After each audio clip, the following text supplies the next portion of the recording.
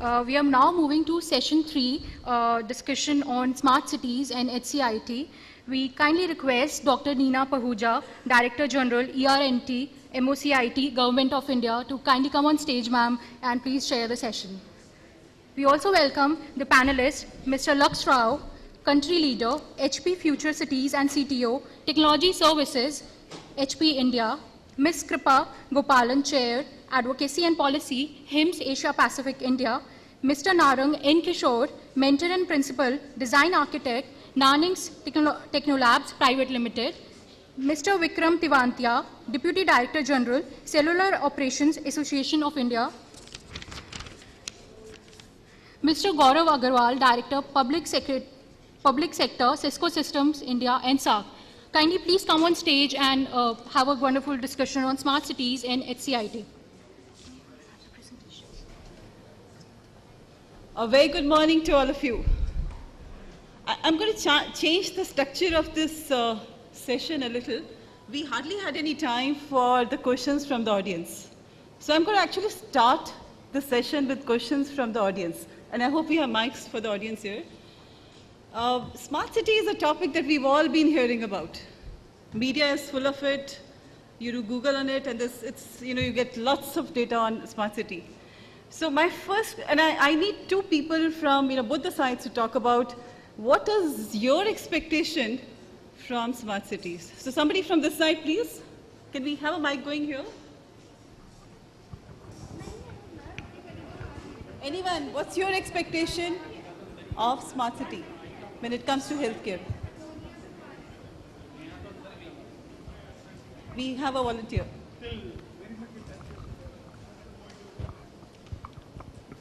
Ma'am, I'm Dr. A.K. Singh and I'm from Jaipur. Now, when you talk about smart cities and healthcare, generally, if you go down to any of these foreign countries, if there is an emergency, the ambulance reaches you in 2 minutes.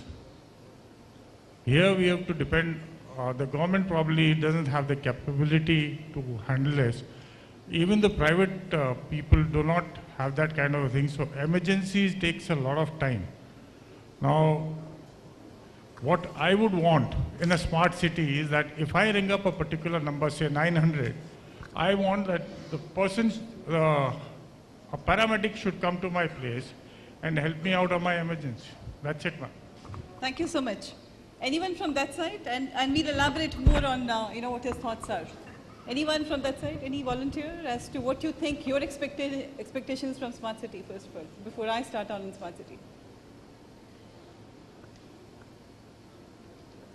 Am I talking about a new subject? Okay, so let me begin. So let me first of all thank the organizers for this wonderful conference. We have a wonderful audience here, which is superb. I attended the last session. I think very good thoughts came in. Some of the things that I actually want to repeat from the sessions, the previous session was, somebody said, healthcare is still an ICU. And what can we all together do to ensure that healthcare comes out of ICU? And I think there are technologists here, there are there are doctors here, there are academicians here. So how can we together work on making sure that this works? And from how do we move from secure to prevention? I think these are two things that I really took up from the last session. And let's see how we can build on it for the smart cities.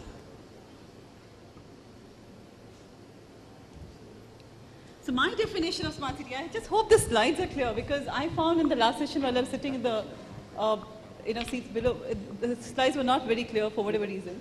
So my thought of what a smart city really consists of is a smart home, a smart people. And when we say smart people, it actually even takes care of what he just mentioned. If a person is actually being transported in an ambulance, are we in the city ensuring that he gets a clean way? That also is covered as part of the smart people. Smart mobility, we had a lot of discussion in the last session on the smart mobility, so I'm not going to cover that. Smart economy, smart governance, and smart environment. But when it comes to smart people, it's all about education, it's all about health, participation in the public life, and participation in the community advocacy. Can I, as this week I think is going on as an organ donation week. So can we actually talk about advocacy of organ donation and how it can help people who really need the organ? So that's also an advocacy that the smart city has to really talk about. Let's look at some statistics. And where do I come to the statistics from? We are actually going to experience a lot of change in the coming couple of years.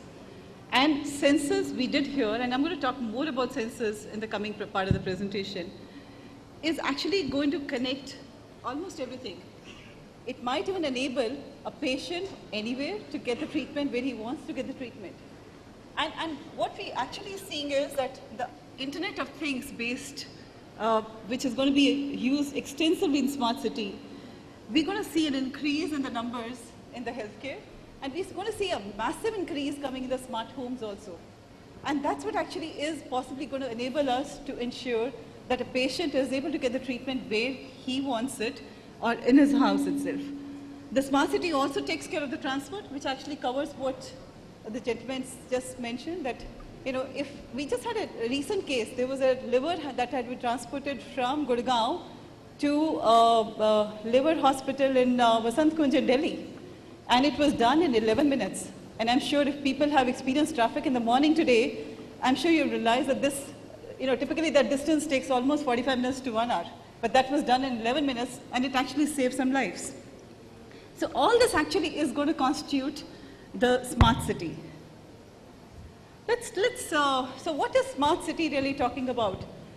We're talking about, and in specifically context of healthcare, I'm going to dwell more on it, is trying and taking healthcare to place where the patient is. And patient could be home, patient could be at the accident area on the road or wherever it is, and the medical care should reach him wherever he is. Some more statistics. So we are going to see a massive increase in some kind of things happening, devices, sensors, which will possibly connect the patients from anywhere to anywhere, is what is expected. So I'm talking about two things actually. I'm talking about smart city and I'm talking about Internet of Things. And they're both going to work together to actually give you what is required for patient. What is also there as part of statistics is the life expectancy is expected to increase by almost half a year because of the health monitoring which is coming in. So let's look at what customer wants. So as a consumer, we heard one consumer. I don't know with any other consumer who wants to talk about what his expectation is from the smart city. But if I was to look at a mother who's expecting, she wants in a smart city, she wants her child, wherever she is, whether she's in office or she's at home or she's in the hospital, the baby, which is unborn baby, to be monitored. So could there be a way that the child can be monitored? Could we manage the fetal heart of that? IVF is another thing that we're all hearing about. Can we also have in Smart City some provision of stem cell storage? Can we also have ovary storage? Can we also have some kind of a genome chart so that actually we can go in for prevention? For emergency, we heard in the previous session, we need immediate care, and that's what is required. Post-op cases, we all saw a lot of ads, and some people who've been staying in Delhi, I'm sure all of you have seen some ads in Delhi which say that you can get released after the operation in 48 hours and then taken care of it at home. So can the post-op care be at home? Similarly, can the chronic diseases be managed well at home? So this is what a customer is wanting in addition to what the hospitals are providing today. So is that going to be covered as part of the smart city? Possibly, yes. What's already happening in healthcare, and I'm actually taking it to not, we've had talks about EHR, we've talked about HIS systems, but we're going to the next stage.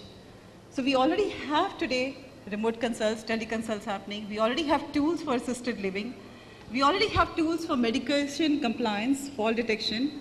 I've already come across people where instead of going for dialysis to hospitals, there are some countries who actually started that dialysis can actually happen at home rather than taking a patient all the way to the hospital. We certainly, all of us have actually experienced ECG and fetal heart monitoring kind of system. Mobile patient asset tracking is of course there. In Australia and a lot of other countries, people have actually started working on early pneumonia detections. And how does that happen? This is all with help of sensors, and I'm going to dwell more onto it. And of course, with people with disabilities, and there are a lot of support systems where visually impaired people can actually walk now with available tools, and people can hear. People actually the signal from the mind can go, and based on that, there are tools which have been created so that people can actually do different things. So I'm actually going to, before I go on to what can happen, I'm going to quote Vidut Khosla here. He says, in the healthcare stations of tomorrow, maybe in a smart city, patients will be able to walk into an advanced healthcare station without appointment, and also give their medical updates to maybe personally chosen devices or private schemes. And they'll be able to tell based on the EHR and the other data as to what patient has to do. So it'll be a combination of the sensors, it'll be a combination of electronic health records, it'll be a combination of decision support systems that we just heard about and talked about, and so on and so forth. So maybe there's a possibility that, like we have ATMs of today, where banking transactions happen, I might be able to walk to an ATM of healthcare, where I can just put some sensors on my hand, and actually the sensors will be able to detect and give me at least first level of advice, which is what the future is going to be, and possibly future of smart cities. So let's see what can happen. Let's look at what is a possibility. And this slide actually depicts what can be automated. So like we said, you can take an ECG, you can take, say, blood, DNA, protein, etc. So what all can we take as a data? We've all heard about Sony PlayStations. So what is the concept of Sony PlayStations? They basically take, they do read the, how your mind is working, how your eyes are working, and based on that, some decisions are taken by the PlayStation. So what they do is basically they use the concept of EEG, and they are able to have a game which a child can play in his house and get a feel as if he's playing in the ground. Now, similar concept, can we use that concept to help a visually impaired person to walk, or maybe a person who cannot speak, can we help that person to actually bring his thoughts onto maybe a computer or a mobile device? So there's a lot that can happen in terms of what all these sensors can actually pick up as a data and help maybe a patient, maybe an old age person, or any person with some kind of help that's required to actually have a better living. Some devices which are already there, I thought I'll just talk about these. So there are already some people who created devices with things like contact lenses which actually monitor glucose level. You have hearing device boosters, you've got heart rate monitors. So all this actually is going to give you, when they combine together, a better livability in a smart city. So there's something which we're already seeing. There was an article that I read just a couple of days back, where in a hospital in China, there was a child whose skull was blown because of some liquids in that, and they were able to recreate the skull of a child with 3D printing. So that's what technology is taking you to tomorrow.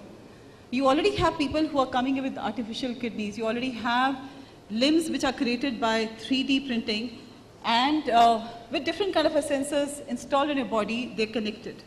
So this is what is a new thing which is coming in, which is Internet of Things, which is going to change our lives, which I personally feel smart city is going to use in addition to the hospitals, in addition to the EHRs that we've been talking about.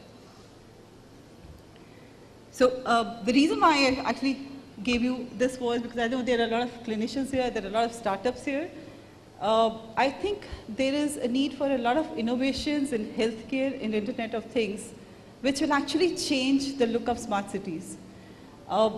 In fact, as part of Digital India launch on 1st of July, our Prime Minister also launched a Center of Excellence for Internet of Things, which is the first one of it's going to be in Bangalore. What we plan to do in that Center of Excellence is to give you complete systems, all starting from sensors to a big data analysis, a complete platform, so that you actually can create your products, you create your innovation or create your health device, which actually can then be used for smart city or improving the livability of people.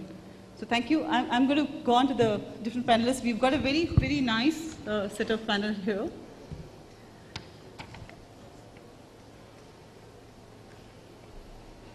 So,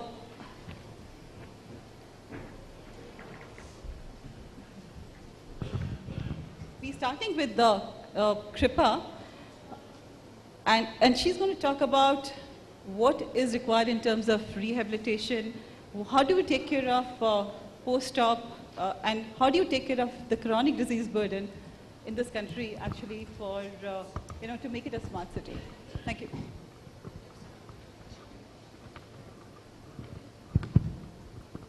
Thank you, Dr. Neena. Today, I'm going to speak about the role of rehab and chronic disease management in healthcare, especially so in smart cities. But before I begin, I just want to ask everyone a question. So why does a smart city exist to begin with? Why is it so special? What makes it different?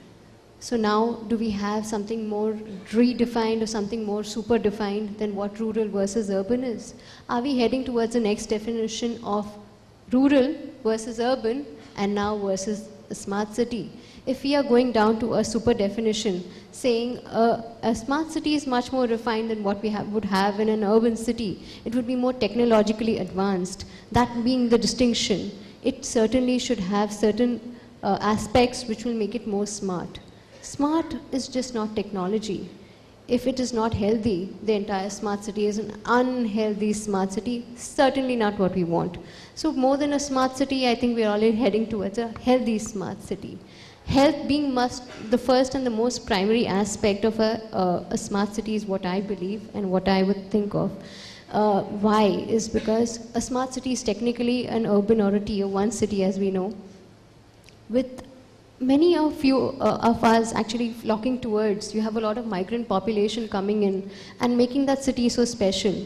And what really happens is with this population influx is that you have to take care of every aspect. At the end of the day, everyone really wants to come and earn. And if they're not healthy, they're not going to earn. Probably the ultimate motive of a smart city is also economy. And if you're going to be not going to be healthy, economy is not going to be helped with. So having put that first, health is the first primary angle through which a smart city should be looked at. So having said that, why does it only have to be a certain aspect of healthcare? For me, it is the entire life cycle, the entire lifespan, the entire of not only just the age brackets, the type brackets and every horizontal and vertical sectioning that needs to be envisaged when we're talking about healthcare. This having been said, rehabilitation is an essential part, is a quintessential part of health continuum care, because a patient cannot be treated and left. Many of the failures in treatment and diagnostics happens after the diagnosis and the treatment has been given, because many a times a patient really follow-ups are not being taken, compliance to medication, rehabilitation, getting back to where the patient really needs to be or the individual needs to be does not happen. Is where rehabilitation, the essence of rehabilitation comes in. And in smart cities, I think the highlight would be that everyone would be working, and with technology being the key factor, they would all be more so having a very sedentary lifestyle. So what kind of diseases are we looking at? These will be more of chronic-based diseases. They would be more of lifestyle-based diseases. And what really happens is a person falls ill either due to his lifestyle, his genetics, or his habits. Technically, we really cannot change genetics. But if we are really going to get predictive about genetics with smart healthcare and smart healthcare prediction, it really helps. But what about those people whose lifestyle is wrong, whose dietetics are wrong? So that is where rehabilitation as the entire spectrum from between dietetics to post-op care to rehabilitative physical care comes into being. All of this put together, when we talk about rehabilitation, it is essential that a person goes back to the point where he's able to be functionally able. And it's often said that a good life is one where you usually avoid a doctor. Sorry to say, but we're all from the medical field. But the burden of health and diseases itself is very, very burdensome. So I would like to really be healthy and productive in order to make this city a smart city. That would have been the tagline that I would have used if I were to be a citizen. A smart city, healthy citizen. So this is my point of view towards rehabilitation. And post-operative cases, we've heard a lot about, especially ophthalmological cases failing. It does not happen if you look at the percentages that happen during surgery and post-op, you see actually the entire data is biased and it is lopsided towards post-op care. Many of them go back home and they have an infection. So the entire spectrum of care between diagnosis, treatment, everything falls apart. It all becomes a failure. Health becomes a failure just because the taking it towards closure does not happen. And taking it towards closure for another healthy beginning does not happen. So the importance of healthcare and rehabilitation is where it comes into the post-op part. Chronic diseases is really a big problem. All of us today are becoming, we're all aware that India is becoming the next diabetic capital of the world. Next should certainly be the chronic disease capital. If we're going to go this way, we'll have many of our smart, healthy population who are working, moving towards a geriatric land, having chronic diseases, and they will never get there and actually be, they'll contribute towards a burden in the smart city rather than being an asset to the smart city. Should be thought about and envisaged when we're talking about smart cities and rehabilitation. So what I would do is I would actually preempt, predict and prevent rather than treat, care and support. So I would like to shift the entire spectrum of care from treatment to preemption. And that is quintessential, so essential for being smart. Because once you fall ill, and you know you're going to fall ill, it's certainly not being smart. And having said that, some of the lifestyle changes, for example, many of us use Fitbits when we walk, or pedometers when we walk. But how many of us actually go back and try and understand? The system is not enabled to give you a feedback saying, hey, you have not completed your required 1,000 steps. You have not done this. It does not flag off. It does not give an alarm. It does not go back and tell your doctor he has not walked. So what really happens is the entire system is not complete. So having said that, there's a complete requirement for where data should be talking. It has to be a live feedback. And the need for IT has to step in so that the entire mechanism from where treatment flows in, continuum of care happens, and the quality of life is remaining so, is maintained so, or is even made better, is essential. So IT needs to be there, and what it really needs to do is predict, help decide, and support. When you talk about help deciding, I look up the internet and I say, okay, should I go to this particular provider who is close to me, or this particular provider? So having, will the smart city, such options really help me? That is something that we should look into. Having said that, recently the government had opened up the RFP for smart cities, which did not have smart cities. Healthcare as an essential component. This is very vital, and just being a part of HIMSS for advocacy, we did point out to the government saying healthcare, a very essential component, had been skipped. And this is also the part where we have to look into legislations and improvement for policies. Thank you. Thank you so much, Kripa.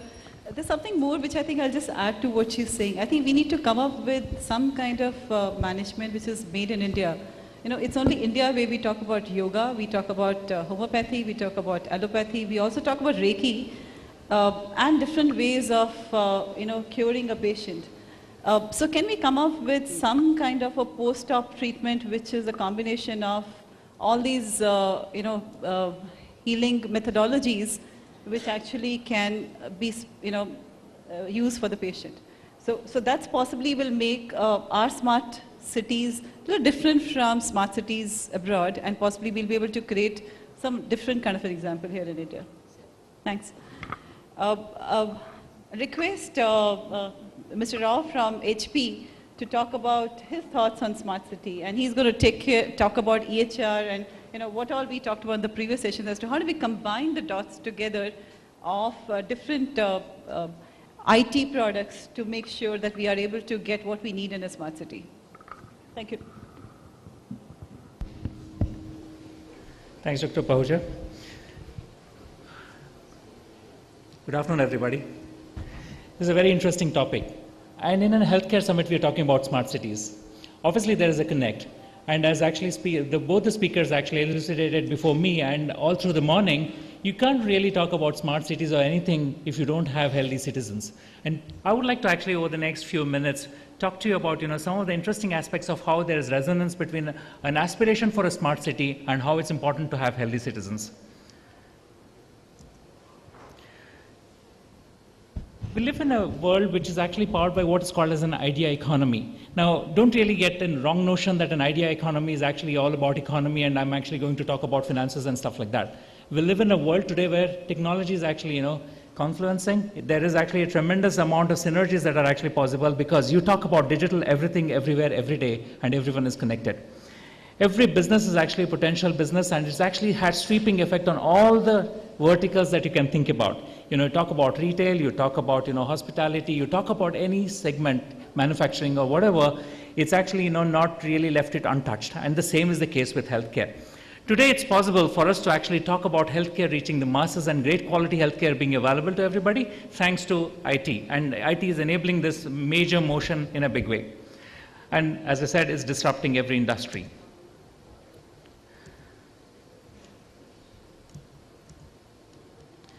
The role of ICT typically is actually been to contain costs. When I say ICT, I'm talking about information and communication technologies. Irrespective of what vertical we are talking about, IT came up as a support stuff which actually enabled connectivity and so on. And typically it was being seen as a cost center. But you just have to really look at, not really long ago, but then you look at actually what's happening in the world today. The entire retail sector has got disrupted in a major way. And then now IT is becoming actually an enabler for creating outcomes. And those outcomes are what we are talking about over here. Even in the case of healthcare, we are talking about outcomes, serious outcomes that actually touch upon every single aspect of citizens' lives. We talk about how a healthy city can actually enable a smart city, and I would like to actually get into the next slide talking about this. But just let's actually take a little peek into some of the statistics pertaining to India. These metrics are actually from the Ministry of Urban Development. We are talking about 40% of India will actually live in cities, and the population is growing, and also actually the city sizes, and that's exactly why the vision for having 100 smart cities is really, really very good. You have 80% of 2030's urban India still needs to be built. While this covers all aspects, health actually remains foremost.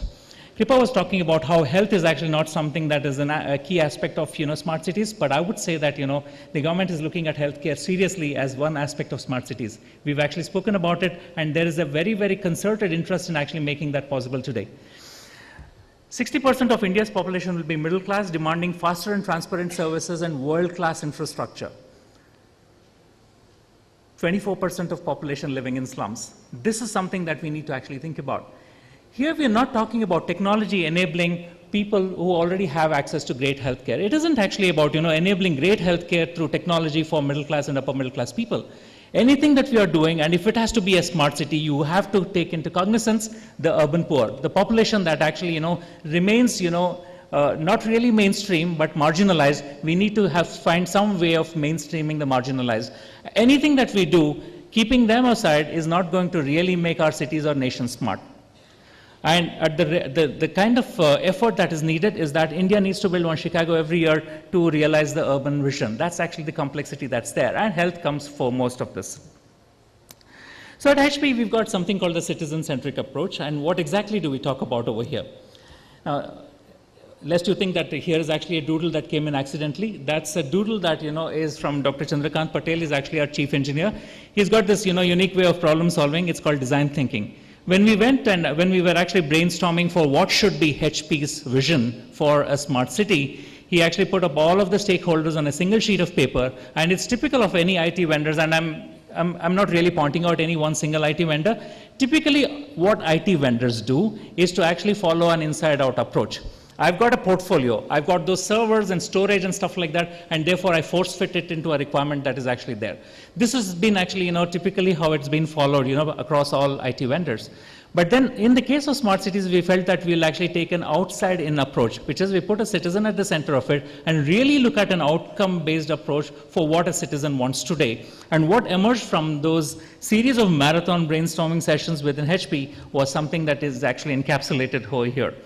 We talk about a citizen's fundamental requirements in terms of, being in a safe city. Very important. I don't want to actually, talk more about it. We all know what the importance of actually living in a safe city. We need healthy people, very important. We need skilled people, education, livelihood, all of these things are very, very important for actually creating smart cities. We need to have livable places. We talked about, Dr. Pahuja talked about an important thing. She talked about, how we can really create those corridors where, in the case of actually urgent need for healthcare, you can create actually a corridor where from point A to point B, you can reach in actually next to no time. Now, that shouldn't be an exception. That shouldn't actually be something that, gets mentioned in the news just because it's an exception. We need that happening, very frequently. Livable Places talks about actually how we can make our cities, provide a healthy work-life balance, and finally, enterprising places. I'll just take a minute of enterprising places because it's an important aspect of every smart city. What exactly do we mean by enterprising places? Every city has actually got a DNA of its own. You just have to look at any city in the country today or anywhere in the world, there's a unique characteristic of that particular city. It could be historical, it could be because it enables knowledge, it could be actually any of the reasons, it could be a capital from actually time immemorial. Whatever are the reasons, there is some unique DNA or a characteristic of the city. If a city's characteristic is not there, then probably we'll actually go down the path of some of the other nations that have actually created cities out of nowhere and they became ghost cities because no one went there. Cities actually, got a life of its own, and that DNA is important. How can a city actually enable its citizens to provide and be a smart city by way of enterprising places? What I mean over here is a city can enable a new age economy, for instance. Think about it. If we are now able to actually pinpoint exact geographical location, and therefore, if you are able to provide services, depending upon the profile that we are, then it becomes very, very easy. To give you a simple example, the civic body or the city or the urban local body creates a master catalog of all the services provided by all the vendors in the city, and wherever you are, you get a set of services that will actually be proffered to the user. Now, enterprising places is something that actually, can be done and done very well by the government simply because there is a lot of trust in any initiative that's actually driven by the government. So we are saying that these are 5 integral aspects to actually every smart city. And now I'd like to focus upon actually the health part of a smart city. So the vision for the future cities actually, which you saw over here, it talks about these 3 things. My apologies for actually in the font getting all over the place because it's changed the laptop. It solves the problems of urban poor. I mentioned this. It's an important aspect. It rides the mobility momentum.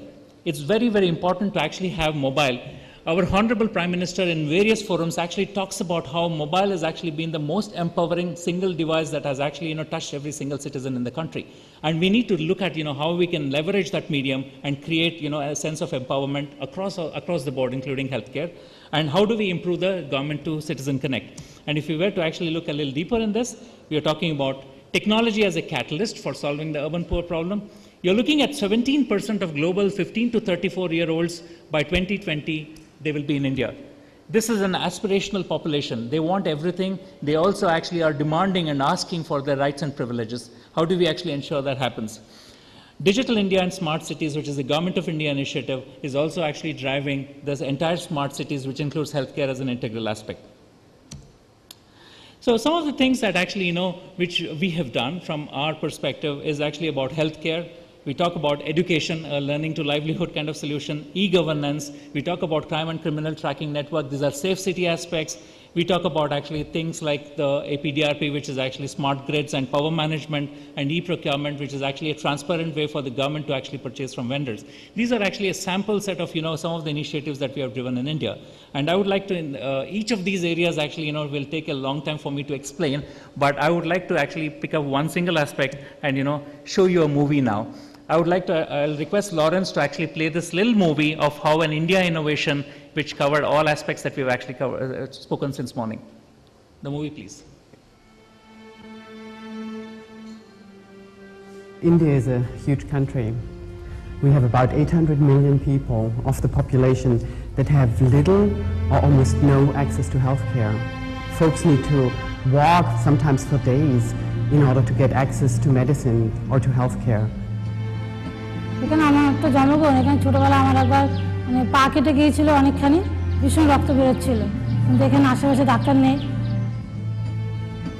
ভীষণ কান্না করছিল কী হবে তারপরে সে আমাদের hospital সে অনেক দূরে সে চাকদা এখান থেকে স্টেশন থেকে যেতে আমাদের এটা হেঁটে যেতে 15 মিনিট লাগে তারপর স্টেশনে কখন ট্রেন আসবে ট্রেনে করে যাব তারপর আবার ট্রেন থেকে নেমে হসপিটালে যেতে আবার মানে হেঁটে যেতে আবার 15 মিনিট লাগে আমি মানে ভীষণ অসুস্থ হয়ে পড়েছিলাম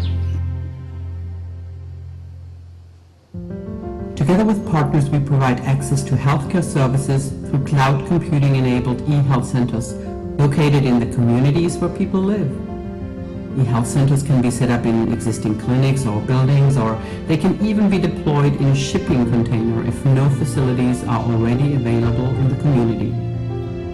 These e-health centers are fully equipped with key medical diagnostic equipment, an electronic medical record system, healthcare dashboard, and video conferencing features, which are all fully integrated by HP.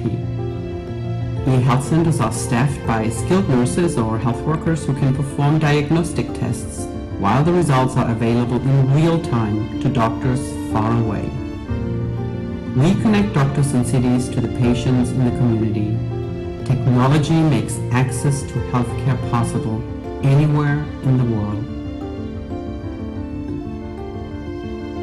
আমাদের বাড়িতে অনেক দূরে কিন্তু বাচ্চা অসুস্থ হলে টাকা পয়সা অসুবিধা তখন এটা হওয়ার পরে এখানে বাচ্চা নিয়ে আসি হট করে মানে তাড়াতাড়ি নিয়ে আসা হয় All of our programs are built on solid partnerships, like with NH hospitals. Most of the centers are going to tap the entire network, get people in smaller towns and villages to get diagnosed with the right ailments, and then they're referred to the right centers like NH hospitals, where they can be treated further.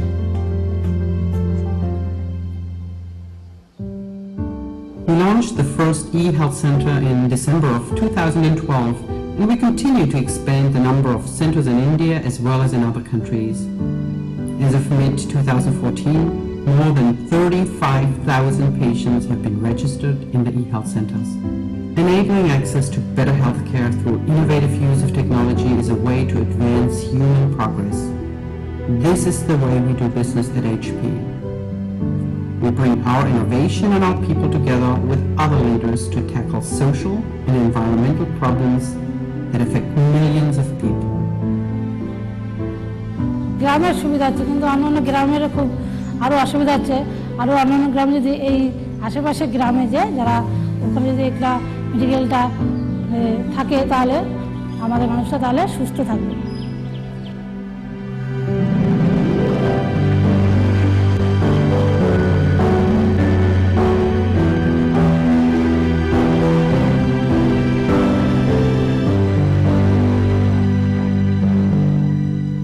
This was done in India, and we are going global with this.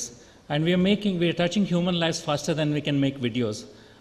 35,000 is what Gabby talked about. We are 100,000 plus now, 44 centers across the country, and we are now actually connected with multiple hospitals. Narayana Hospitals actually is one of our partners. We got about 7 or 8 partners right now who are actually partnering us on this initiative. This is India Innovation. This was actually designed and deployed in India with our Living Progress team in HP India. So here if you look at, we've got cloud, we've got mobility, we've got Internet of Things. We have those devices that actually talk directly to the cloud. Think about it. Someone in remote Chausala, which is actually about 7 hours away from here, would actually be probably experiencing better healthcare in terms of electronic health record and stuff like that. So much so that this person, who could be just a migrant laborer, when he comes into East, maybe Calcutta or in Bangalore, he or she would actually access their records without having to carry a single sheet of paper. Everything that's aspirational is something that you see over here. Now, this is something that we've actually done. Think about it this way. This will actually form the fulcrum of some of the initiatives which you'll see on the next slide. The promise of technology in enhancing lives is basically about analytics. In the interest of time, I'm not walking you into the production cloud, but sitting here, I can know across the 44 centers in the country how many people have come in since morning, how many people we've actually treated, and so on. If there's an epidemic outbreak, in a matter of few hours, I'll know that there is an epidemic outbreak. And all of those variables that we've actually provided will actually tell us, what's happening with the immobile population. People who are very old, who cannot travel, we know we have a track of them. We got a magic eye that's actually monitoring how they're, experiencing or what they're feeling and so on. That'll help a rapid response program. And then, of course, we actually are talking about, wearables is a big, big subject in healthcare. You'll hear speaker after speaker talking about it today, so much so that, and why so? 2/3 of wearables are actually designed for healthcare, both preventive as well as monitoring. And that's exactly why there's so much of interest. Dr. Pahuja, I would believe that this is an immense opportunity for actually, some of the Indian startups to focus upon and come up with some great solutions. And finally, 3D printing. Very exciting area, still in its infancy. Ironically, I was on the flight this morning, and this article is actually from today, this morning's Times of India. It talks about a PIO, a person of Indian origin, teen, who 3D prints a $260 prosthetic arm. Think about it. In fact, actually using sensors and voice commands, you are able to actually, he says spoon, and then, the fingers actually, make to actually show that as if it's gripping a spoon. This is from the Times of India this morning. I actually, took the picture on the flight, Bluetooth transferred it into my laptop, and I'm showing it to you now. You can go back and check that out in the Times of India today. 3D printing has got tremendous potential. We need to close, please. Yep. This is done, and I would like to actually just say that, digital India can be possible only by healthy citizens, and we can together create a smart nation. Ladies and gentlemen, thank you very much. I'm here for any questions after this. Thank you. Thank you so much. So we do have examples of something which is actually made in India, which is being used in India, and specifically for our kind of environment. So thank you so much. This is very nice. And you also saw some examples of 3D printing. Believe me, there is a lot of scope for innovation in 3D area, and for people who are in the medical field or in the technology field, I think that's one area. If we combine brains from both these areas, we can actually do a lot. We heard about Jaipur Foot, a couple of years back, and that's something which is talked about globally. But with 3D, we could actually create a lot of factories of Jaipur Foot across in India itself and globally. Thank you. So we've got, after this, we've got Kishore, who's going to talk about a lot of things as to how do we make smart cities livable, more livable for everyone.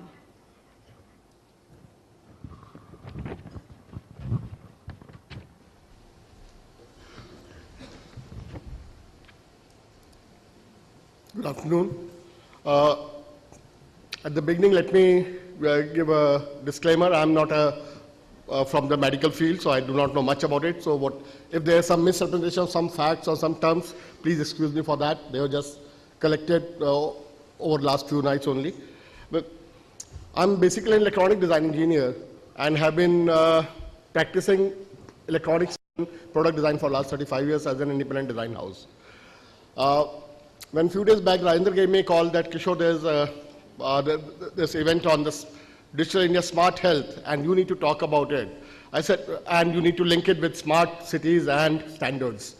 I said, smart cities I understand, standards I understand, but how do I link it with? And since I'm not a medical profession, I just looked into myself as a consumer, as a citizen. And if I'm living in a smart city, what would I expect as a citizen? And what I realized was, we have a lot of super specialty hospitals and all the places where you go, you get a VIP treatment, you get taken care of much better than in a 5-star hotel. And you are given super special treatment, super VIP treatment, everything. And everything is taken care of as long as you have the money to pay for it. But how about when I'm working, earning my $1 million package every year, working for an MNC or doing my own things? How about my family members at home, whether they are in the same town or whether they are in a remote town? How do we take care of them? And how can technology, how can these smart cities be made more livable for them, more friendly to them? And then when I realized that there's a whole lot of opportunity for different kind of set of people in smart cities paradigm. So since you're talking, what is a smart city? I would not like to bore you, but this is one of the latest official definition as of June 2015 by ISO, this is what a citizen can expect from a smart city. A smart city should be described as a city that dramatically increases the pace at which it improves its sustainability and resilience by fundamentally improving how it engages society, how it applies collaborative leadership methods, how it works across disciplines and city systems, and how it uses data and integrated technologies in order to transform services and quality of life to those in and involved with the city residents, business, visitors. With this as a backdrop, I'll not bore you with all the definition drivers. You can take it in this thing, because in 10 minutes I cannot sum up a lot of things. But one thing, there are two aspects to a smart city. One is the infrastructure, the other is the citizens. And when we talk about from a dumb city to a smart city, so to say dumb cities that we are living in so far, because now we are supposed to transform our cities into smart, so it's taken we are in dumb cities. The approach for infrastructure has been siloed. Every vertical, be it transport, gas, water, power, water, and any other services are being handled in a siloed mode. Each utility, there's a separate agency, a separate body who runs that services. They have got their own infrastructure. They are, responsible for setting up, operating, maintaining all that infrastructure respectively.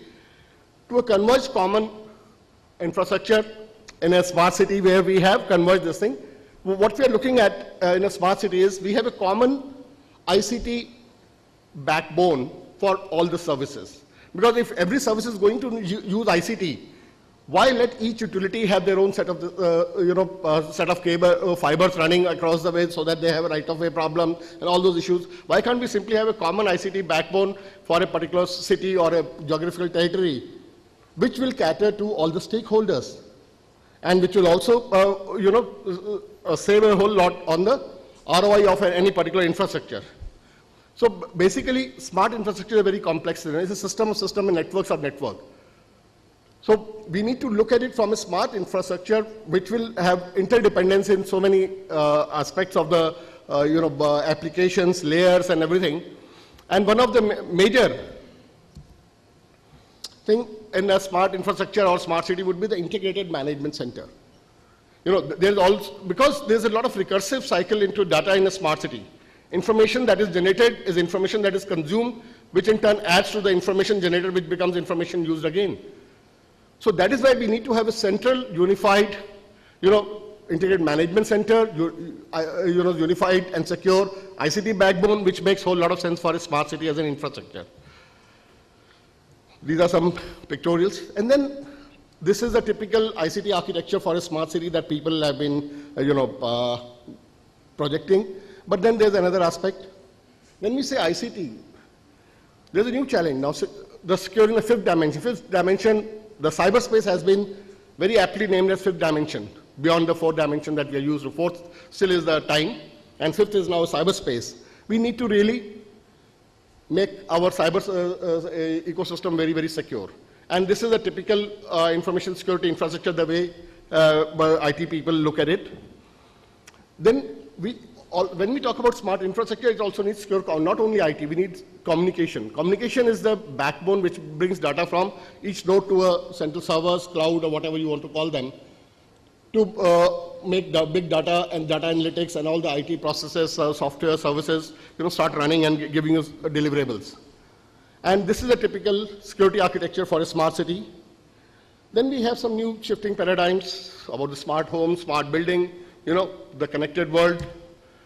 Then we have another aspect, sustainability. We are talking about green movement, renewables, smart and green communities, smart and green planet.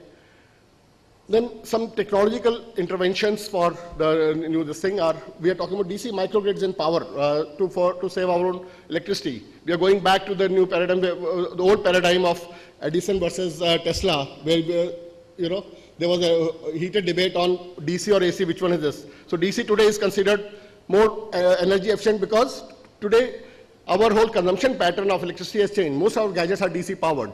So why convert it to first AC, then go back to DC? Then we have all these semiconductor networking devices, ICT appliances.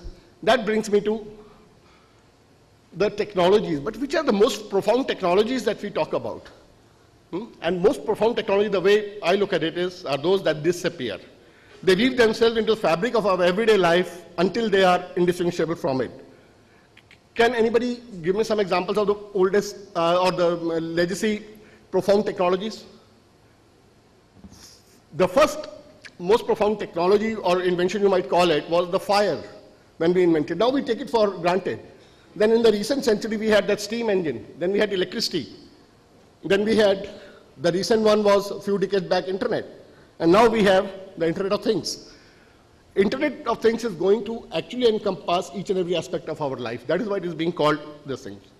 My previous speakers have already covered that. I'll not get into details of that. But it is supposed to be one of the most disruptive technologies of the decade. But what it is all about, I'll just come to the definition of this thing. The way I look at it, Internet of Things is all about heterogeneous and aware devices interacting to simplify people's life in some way or the other. As a citizen, that's the way I would like to look at IoT. Not getting into the technical jargons and all that, but then it has its own challenges. A lot of use cases, maturity needs a lot of work to be done by the ecosystem, and there are a lot of hurdles still. So one of the things is common harmonized standards, and then we need to have common interoperability issues and all that, which I'll be touching in a few moments. So what does IoT paradigm brings and challenges? It's basically global neural network of networks, homogeneous network of heterogeneous devices. Industrial IoT has a different paradigm, consumer IoT is a different thing. Services versus applications, infrastructure versus enterprise versus homes, end-to-end security in signal chain. These are some of the challenges that we need to address before IoT actually gets mass proliferated and becomes a profound technology that we start taking for granted. We do not react to it. It doesn't become apparent or as a showstopper for our services, this thing. Sure, you need to close. Sure. So coming to the, how do we live in the city? So I'll just touch upon the assisted living in a smart city. It's one of the most imperative aspect of the smart health ecosystem, which we have not been hearing quite often. And what is ambient assisted living?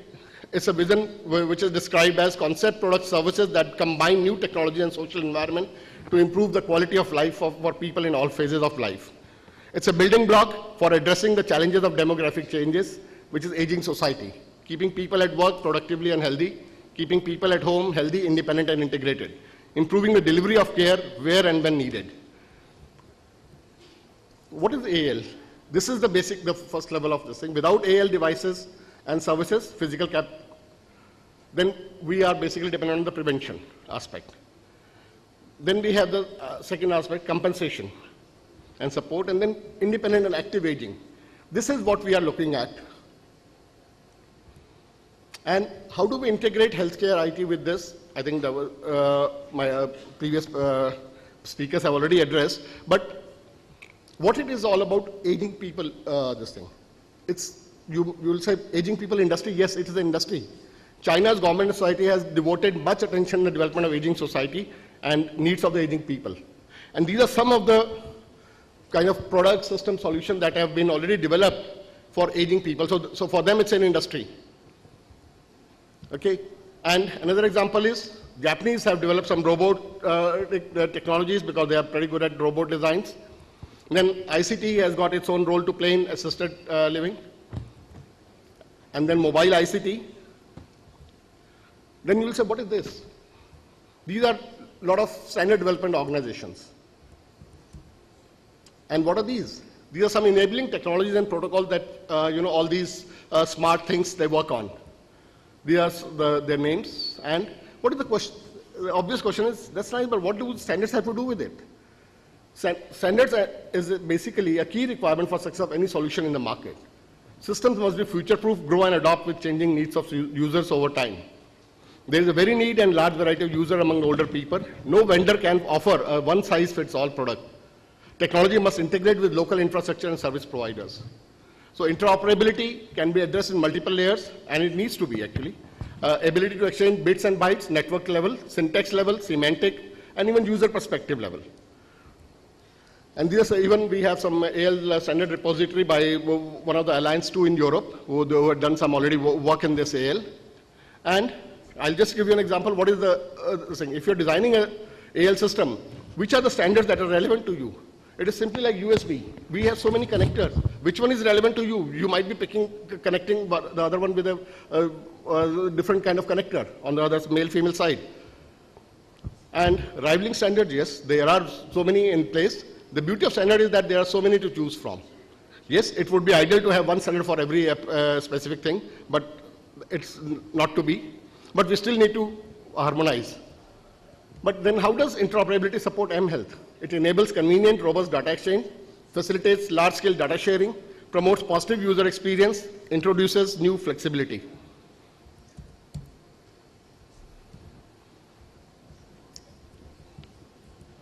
Sure, we did I'm just touching on the already activities going on the IEC and ISO, this thing. That's the way, these are some of the standards already developed in assisted living by IEC, by ISO, by IEEE. There are a lot of things, and even Japan has already released a lot of standards. So my basic submission is that we need to have a particular focus on developing products, system solutions for enabling the assisted living paradigm also. In India and BIS also, we have formed a new panel on smart infrastructure under which active assisted living or ambient assisted living is being addressed as one of the subgroups. I would invite your inputs to basically come join the force, bring in your value addition, your problems, your use cases, so that we could also, as in India, develop a strong, robust ecosystem for the thing. Thank you. Thank you, Kishore.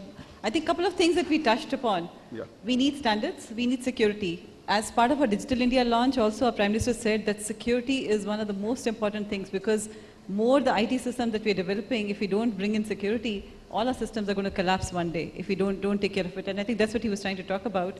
But there's more. We spoke about smart cities, and we spoke about Internet of Things being used for healthcare. My thought coming from Kishore is that it's very, very important to take care of security in Internet of Things, because if you actually Google the web, it says the next murder which is going to be without a person is actually going to be done by somebody on Internet of Things. For example, suppose there is we have for somebody we are monitoring the glucose level, and insulin is given based on the monitoring of glucose level. And if somebody is able to hack onto that device and change the insulin level that is going to be injected to the patient is going to die without really anybody touching the patient. So it's important that we actually look at security while we're developing products or processes for smart city. But so that goes for every system, whether it's banking or otherwise, but it's also certainly true for healthcare systems. Thank you. We now have the next speaker, which is Vikram, and most of you know Vikram. He is going to talk about how do we create the information highway for the smart cities, because we all spoke about products, we all spoke about messages moving around, but how does that happen without the connectivity or bringing everything together? And that's what Vikram is going to touch upon. Thanks, Vikram. Thank you, Nina. So to begin with, I'm a hungry man now, and tending to get angry too. So a hungry man tends to get angry, so do forgive me if I say some angry things. A couple of things I'll pick up straight from where Nina left off. Okay, fine. You need to be worrying about security for the Internet of Things, provided you have the Internet of Things. Right now in India, you don't have it. You're not likely to get it. Not in the near future. So picking up, of course, my friend from Cisco will dwell some more on it, and I'll just pick up from a recent Cisco report where we are talking of the cloud, and much of the affordability for medical health or smart cities would, the data would have to be pulled off, or the services would have to be pulled off from the cloud. The Indian telecom networks as they stand today, with a given amount of spectrum, the latency, by the time you put in a request to the cloud, it processes and gives you back your data. That latency for the Indian networks will not allow you to have cloud-based services. So it is for government and all of us to take stock, what kind of network do you have there for your smart city initiative. So that's one part. I thought I'd just, link up that thread. The other part is, I'm actually, every time I come to a smart city discussion, I need to, educate myself a little more. How smart is smart?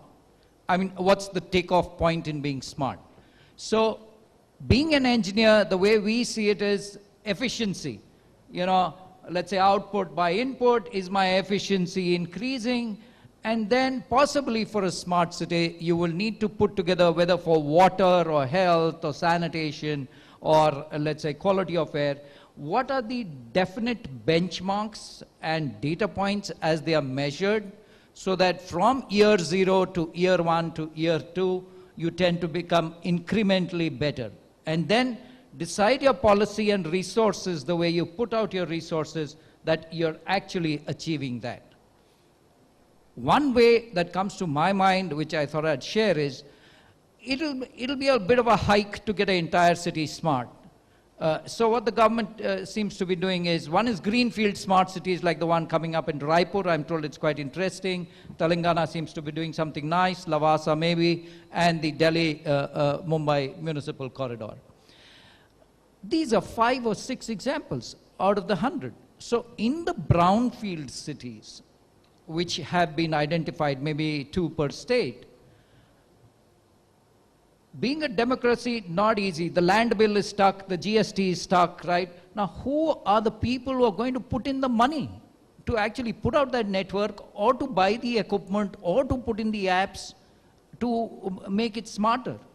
So let's talk a little bit about, where do you think the investments are going to come in? So currently I read the investments which are required as per the Urban Affairs Ministry, something like $1.2 trillion in 20 years. Divide that by 20, how much? Now the only allocations, firm allocations, are just about $2 billion. About 1.2 billion for smart cities and FDI norms have been relaxed. 83 million allocated for Digital India. Complete Digital India is less than $1 billion, right? So the good news is that there is a focus within the government, and we from COI, the way we are seeing it is, earlier when we went to a state department, the IT secretary, whose much of his job was to lay out the SWAN network, is now, he's talking to us in more friendly terms. They actually have some actual plans. So that is something, actionable items would emerge as to how do you implement different parts of the Digital India initiative. Coupled to that, a data point again is that 600 million broadband connections till 2020, you got like 60 months. Okay, you divide that by 60 months, you got to add nearly 9 to 10 million broadband connections, and what we are talking of is at 512.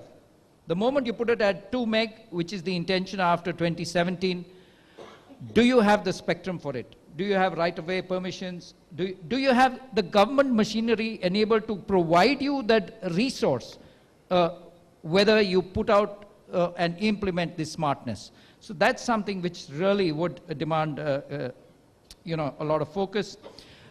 You mentioned about standards. So India will continue. Today we've got, let's say, most telecom operators globally have got around, let's say, 5 times the spectrum that we have. And we've got as much more population to cover, right? So will we be able to, there's only by laws of physics, how much you can pump through a pipe. How much data can you pump through a pipe, right? So therefore, in terms of technology, so again, I'll fall back to Cisco and HP, some of the best technology firms. Video compression techniques, everybody talks, how do you talk? The lower you go down to the bottom of the pyramid and you want to do a transaction, it will be video oriented. Now, how much of video can you pump in? And can we as Indians work on video compression technologies?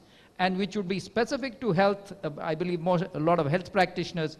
If I put down, a camera to see the inside, and that camera has to pass the video to an expert doctor over a network pipe, so what will be the quality of that video that will go to get your medical, let's say, diagnosis? That's an important one. The other one, the good thing that we are seeing is the e-commerce part. So that is actually building up a lot of your logistics and the supply chain. Today, if you do prescribe a particular medicine based on a telemedicine thing or on a remote doctor's prescription, do you have an ability to deliver the tablet to that person in the village? Is the supply chain of the local chemist stocking it? What time will you deliver it? So, you know, these are some of the things that would be enabled substantially, and I'll leave it at that so that we don't remain hungry and angry anymore. Back to you, Nina. Thank you so much, Vikram. I think everybody is hungry here, but we still have a wonderful presentation from Cisco. But before we go on to that, and you can just set up your presentation till then, I think I'll just summarize something which Vikram said. We do need connectivity, but there is only that much spectrum to be done. And I think for the technologists sitting here, there is also need for coming up with innovative ways to be, to be able to provide that connectivity. That's also one. We also need to come up with innovative ways of passing the data or even computing. So for all of us, we all heard about client-server computing and then distributed computing, and then we heard about cloud computing. But there is possibly a need of also ensuring, as part of Smart City and IoT, to ensure that data which is relevant only that goes, because otherwise we are going to choke the spectrum. So it's very important that, some concepts, like a new concept which is coming in, which is fog computing. Okay, so we technologists are very good at creating new terms, and the new term which is also coming is fog computing in area of Internet of Things. Things like that are used so that we actually do some kind of computing, say in your mobile, which is actually taking your ECG, and then send the data to a doctor or otherwise. So your decision support systems are a little more accurate. Your decision support systems are not bombarded with data. So all that also needs to be done. So these are some, I think, couple of takeaways from what Vikram said. Over to Cisco, and I think we could have wonderful thoughts coming from Cisco, because Cisco is one group which has actually done smart cities globally. Thank you. Over to you. Thanks. Varun, are we? Can we change to? Varun? Just 1 second, ma'am. I'll finish in 10 minutes. So.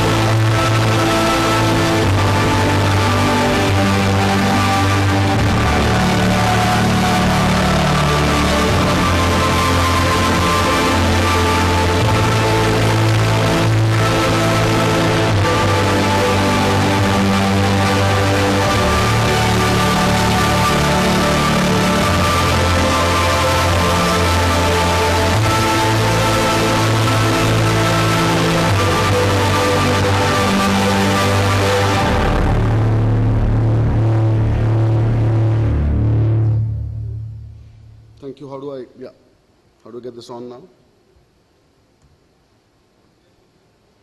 Yep. So thank you. I realize we're between my presentation and lunch. So I'll wrap this up in not more than 6 minutes and give you time back and not take more. So, you saw that video, we heard some very interesting comments about, and I'm not going to speak about smart cities, I'm not going to speak about the volume at smart city, but things are changing. I'm going to just focus about basic connectivity, basic experience that we need to do first before we start analyzing petabytes of data, doing intelligent stuff. And, I'll give you two examples that happened personally over the last month.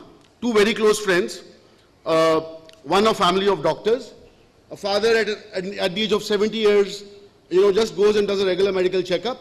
His son posted in Sri Lanka, in spite of being one of the best surgeons in the country, sees a report and he says, well, a bypass is needed. A reputed hospital says, let's do the bypass today itself. He does the bypass, goes into a coma, and dies 30 days later. The family stays in an ICU for 30 days. When they do the post-operative analysis, they figured out that the condition in which he was, there was 95% chance that he would go into that coma. But nobody analyzed that as a complete. So a surgeon just said, well, there's blockage, I need to correct it now. But they didn't analyze whether the body can take care of it, etc. A second example, it came in the newspapers a month back. A guy who had done a liver transplant a year back, invested a lot of money in doing that, and then after a year, what happened was that something again came up and the first medical tests said that, perhaps that problem is still there. And he was in a hospital in the morning with his family and his wife, and he said, I just want to take a 5-minute walk.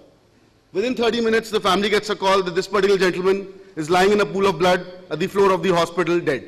Now, the family and the hospital still doesn't know whether he was pushed from the stairs, whether he jumped himself, or what he did. But two personal examples which just showed to me that if we use data well and if we connect things better, lives could be improved and lives could be better.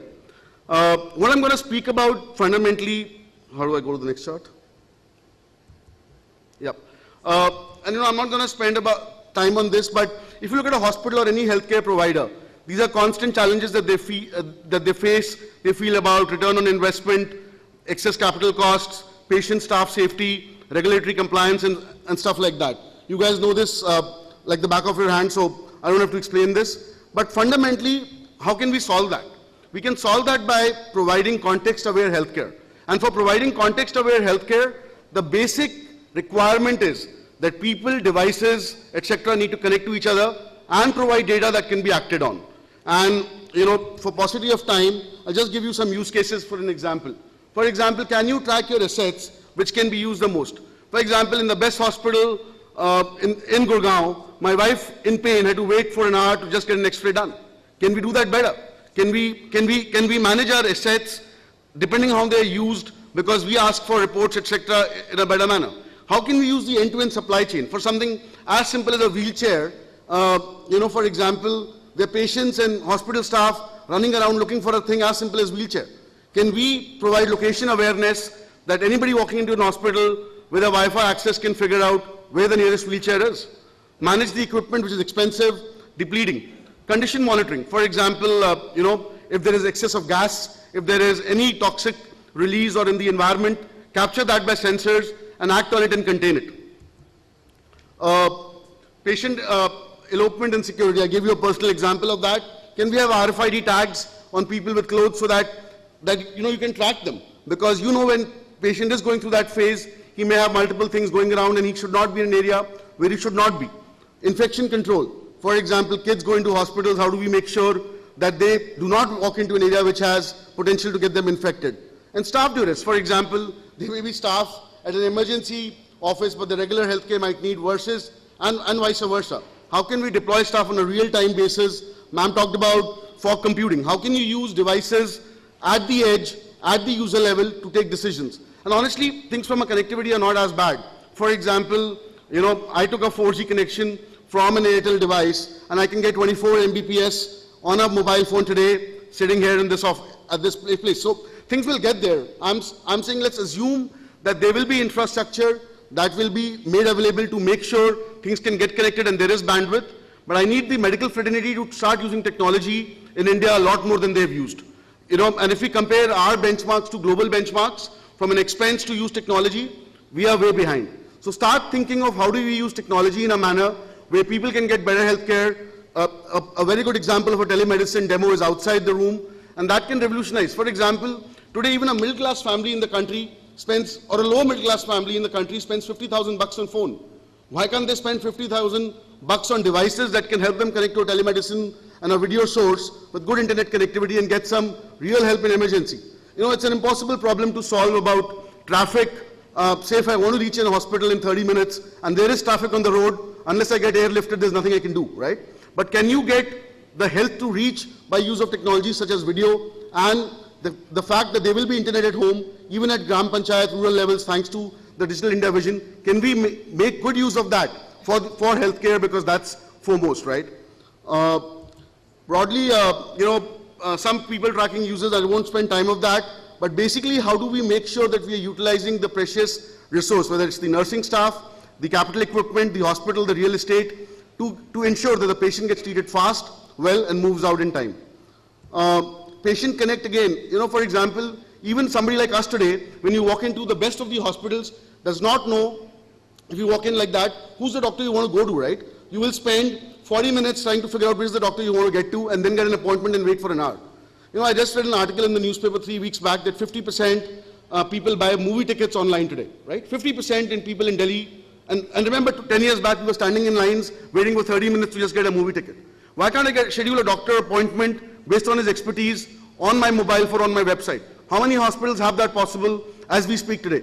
So there are lots to do in doing basic stuff, and then we can get to the bigger things about using data in a manner that can change lives and that can impact. So I'll give you back time. I'm done, and thank you. Thank you for listening, and have a great day. Thank you so much. Very short and very crisp presentation. I think some takeaways from his presentation. One, we have to really focus on some basic things before we really go on to our dream of smart city. But I think both should move on parallelly, because if we don't dream big, we'll not be able to achieve the smart city vision that we all have and the bigger vision that we're talking about. We've already heard about how do we actually get to smart city. You saw that beautiful video as to what's being done globally. I think what we need to do is to come up with Make in India smart city, and we can actually combine the best of what happens in India for healthcare in making this kind of things. Thank you so much. I don't know whether we have time for questions. Do we have time for questions? Okay, so we do have time for questions. We'd like to take questions from the audience. Any questions that we have?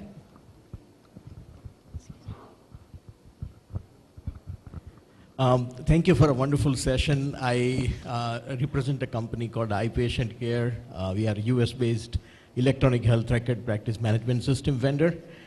And if we are going to allow so much of private participation in creation of smart cities, can you throw some lights on any framework or at least policy making priorities which might be going on in terms of patients' privacy, security, as we talked about, and interoperability standards?